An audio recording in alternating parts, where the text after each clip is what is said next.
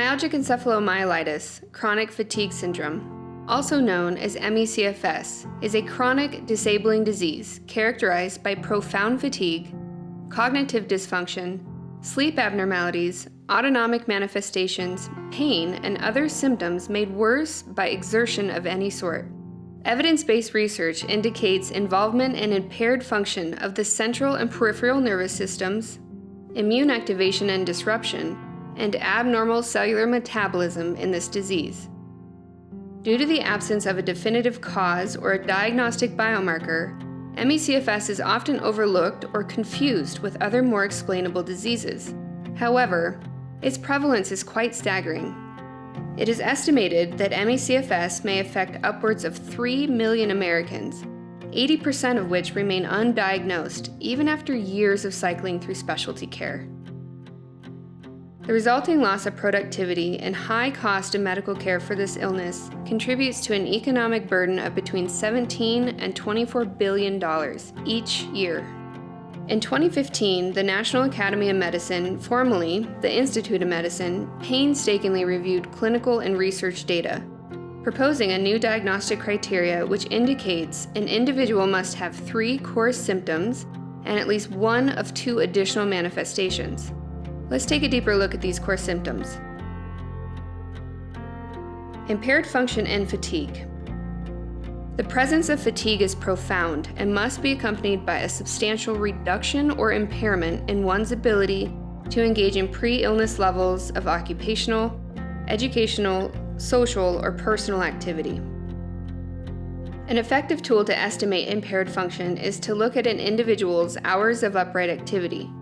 This accounts for time with feet on the floor, which includes walking, standing, and sitting. ME/CFS patients often tolerate between 0 and 8 hours of upright activity each day, which is drastically different than other chronic illness populations. Post-exertional malaise, or PEM, is an exacerbation or relapse of symptoms that occurs as a consequence of exertional activity. This includes physical activity, cognitive activity, thinking or processing, and emotional exertion. Exceeding cellular energy capacity results in a payback of symptoms, or a crash, which can occur up to 24 to 48 hours after peak exertion. A crash can last for hours, days, weeks, and even months in severely ill patients. True post-exertional malaise is pathognomonic for ME/CFS and does not appear to occur in any other illness.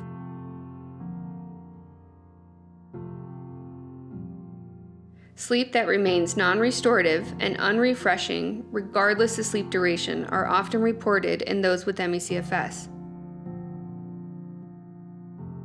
Polysomnography can show abnormal sleep architecture with delayed onset of sleep, fragmented sleep, increased alpha waves, and decreased delta waves. Impairments of cognitive function, and particularly slowed information processing, are frequently reported. Many patients will describe a mental cloudiness or brain fog. Cognitive performance often worsens as a consequence of continued physical or mental exertion, and symptoms can wax and wane with energy expenditure. These deficits in performance can be measured utilizing the PACE Auditory Serial Addition Test. Patients may report problems with short-term memory, concentration, and difficulty juggling multiple tasks at once.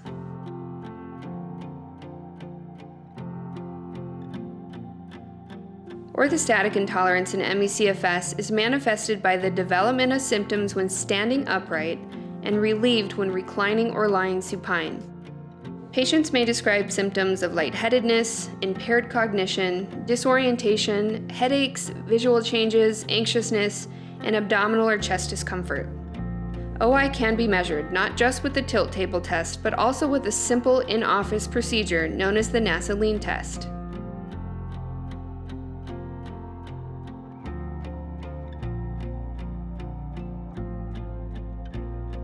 Additional symptoms, which are often comorbid with ME/CFS, include pain, immune impairment, and infection. Early and informed interventions can lead to more appropriate managed care and improved patient outcomes. ME/CFS is not a diagnosis of exclusion, but rather a diagnosis to be made. To learn more about post-exertion malaise and orthostatic intolerance, check out our videos on the Healthcare Professionals page of the Bateman Horne Center website.